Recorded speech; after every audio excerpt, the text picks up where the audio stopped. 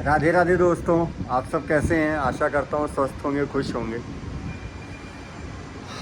बहुत अच्छा मौसम हो रहा है दोस्तों। कम से कम 17-18 डिग्री टेम्परेचर है। अपने देश में तो अभी गर्मी पड़ रही है अपनी साइड में, नॉर्थ में। लेकिन यहाँ तो नॉर्मल मौसम है। बाहर ऐसे थोड़ा सा खड़ा हुआ धूप सेकने के लिए।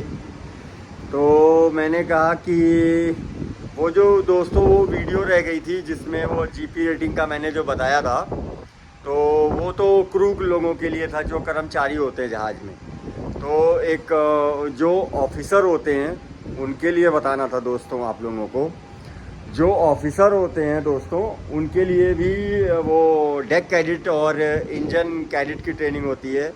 तो डेक कैडेट तो जो 12th करके जाते हैं जो लड़के, 12th करना होता है आपको। 12th मैथ से होनी चाहिए, मैथ फिजिक्स ये होनी चाहिए।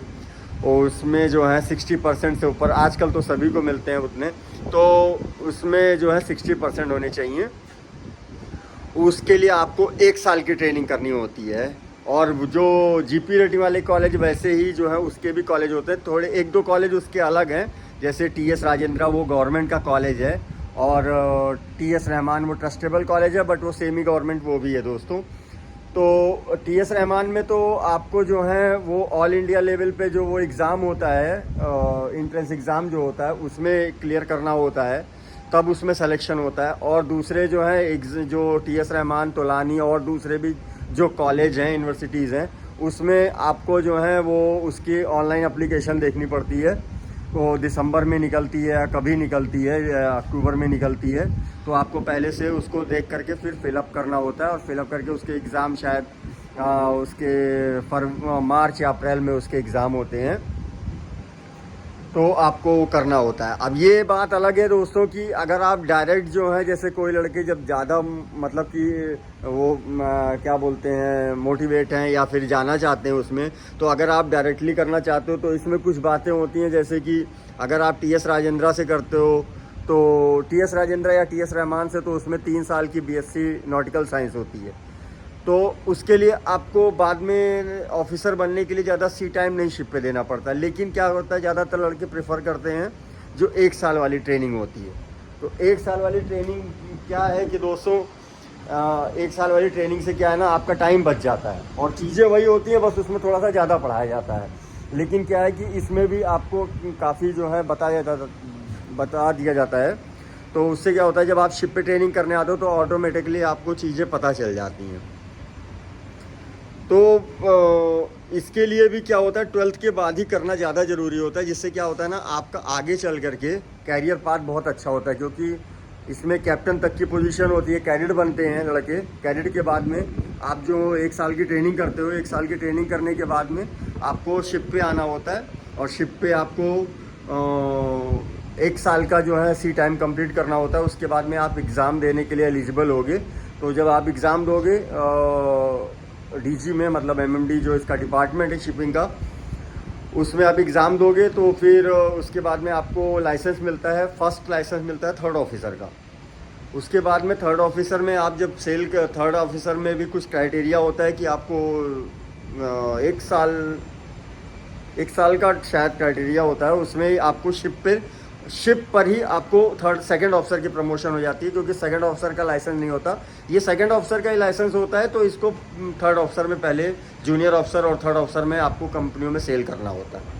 बाद में एज ए 2nd ऑफिसर बनने के बाद में आपको 18 महीने का सी टाइम कंप्लीट करना होता है शिप पर, as a 2nd officer licence के साथ में। जब आप सी टाइम कंप्लीट करोगे तब आपको chief met first class officer जो होता है उसके लिए आप एलिजिबल हो जाओगे। तब आपको वापस जो है फिर से जा करके ओरल, रिटर्न और इंटरव्यू आपको देना पड़ता है। ओरल और रिटर्न आपको देना पड़ता है एमएमडी में, जो डीजी है वहाँ पर देना पड़ता है एग्ज़ाम। वो एग्ज़ाम जब आप क्लास क्लियर करोगे तब आप as a first class officer के लिए एलिजिबल हो जाओगे। First class officer, chief officer as a ship में सेल करने के लिए। और वो एज ए चीफ ऑफिसर जब आप एक बार प्रमोशन ले करके सेल करते हो, तो उसको सेल मतलब उसका भी शायद है फिर 6 महीने और 1 साल का chief officer as a sail करते हो आप, तब आपको जो है एज ए फिर आप जो है कैप्टन के लाइसेंस के लिए एलिजिबल होगे। फिर आपको कैप्टन का एग्ज़ाम देने का मतलब परमिशन मिल जाता है, तब आप जो है फिर MMD में जा कर के वापस जो है लेकिन कैप्टन के लिए रिटन नहीं होता है, सिर्फ ओरल के एग्ज़ाम होते हैं। तब आप फिर कैप्टन का रिटर्न जब क्लियर करते हो, ओरल क्लियर करते हो, तब आपको जो है एज ए कैप्टन का मास्टर्स लाइसेंस मिल जाता है। उसके ऊपर भी है, शायद मास्टर मेरीनर लाइसेंस भी है। आप गवर्नमेंट ऑफ इंडिया में सर्वेयर भी बन सकते हो, लेकिन उसके लिए अलग अलग फिर वो है आपको, वो आप जब जॉब करने लगोगे तो आपको ऑटोमेटिकली वो चीज़ें पता चल जाएगी।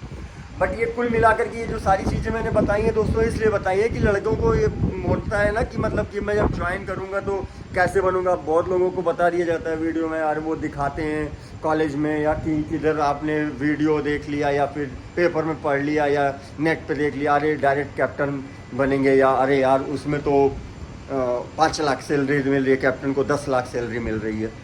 ऐसा नहीं है दोस्तों, मिलती है, मैं ये नहीं कहूँगा कि मिलती है, बट उसके लिए आपको हार्ड वर्किंग है, आपको जो है आपको मेहनत करनी है, आपको स्टेप बाय स्टेप जब आप ये करोगे ट्रेनिंग के बाद में, इसमें टाइम लगता है कम से कम। अगर बच्चा कोई एकदम हार्ड वर्किंग है, अच्छा कर रहा है, मतलब टाइम टू टाइम शिफ्ट पे ज्वाइन कर रहा है और टाइम टू टाइम अपना एग्ज़ाम निकाल ले जा रहा है, तब भी उसको कम से कम 8 से 10 साल लग जाते हैं कैप्टन की रैंक तक पहुंचने के लिए। और कैप्टन की रैंक तक पहुंचते पहुंचते बंदा जो है मैच्योर हो जाता है, सिंसियर हो जाता है, तो वो अपने कैरियर के लिए अच्छी तरीके से सोचने लगता है। सैलरी भी है दोस्तों, इसमें कैरियर भी है, ऐसी बात नहीं है। बस यही है कि आपको हार्ड वर्किंग होना पड़ेगा। हार्ड वर्किंग होने के साथ में क्या है कि आप जब हार्ड वर्किंग होगे ना, तो आपको वो चीज़ें जो हैं काफ़ी अच्छी लगने लगेंगी। और एक बात है दोस्तों, मेरा यकीन मानिए, अगर आप ना ये सोच रहे हो कि मैं घर से दूर जा कर के या फिर यार ये शिपिंग क्या है या फिर मैं इसमें कैरियर बना पाऊँगा कि नहीं, तो दोस्तों थोड़ा आप गलत सोच रहे हो। अगर आप सही तरीके से इसमें आओगे ना, तो 100% इसमें आप अपना कैरियर बना सकते हो।